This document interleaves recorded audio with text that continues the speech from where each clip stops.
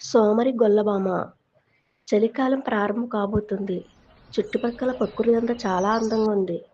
పక్షులకు మహా ఆనందంగా ఉంది. వాతావరణం బాగుండడం చేత అందరికీ పుష్కలంగా ఆహారం లభిస్తుంది. ఒక రోజున ఒక సోమరి గొల్లభామ ఒక ఆకుపై కూర్చుని ఏవో కూనరాగాలు తీస్తుంది.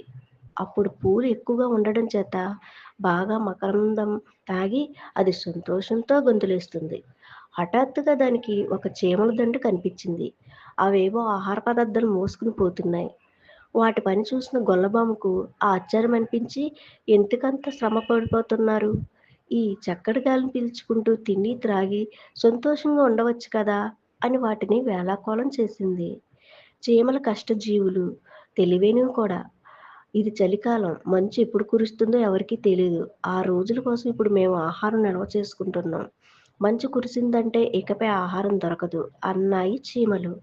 ఎప్పుడో రాబోయేదానికి ఇప్పుడే మీరు బాధపడిపోతున్నారు అంటూ ఈల వేసుకుంటూ గొల్లభామ వెళ్ళిపోయింది. అప్పుడు సరిగ్గా తీవ్రమైన చలికాలం. చెట్లు ఆకులన్నీ రాలిపోయాయి. చీమలన్నీ నేలలోని పుట్టలోకి వెళ్ళి అక్కడే ఉంటున్నాయి. పక్షులన్నీ దక్షిణ దిక్కుకు ఎగిరిపోయాయి.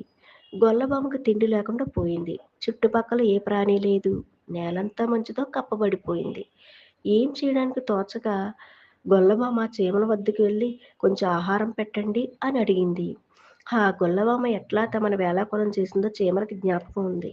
మేము మా ఇంట్లో క్షేమంగా ఉన్నాం. మా కష్టఫలాన్ని హాయిగా అనుభవిస్తున్నాం. మాకు తినడానికి బోలెడంత తిండి నిలవ ఉంది.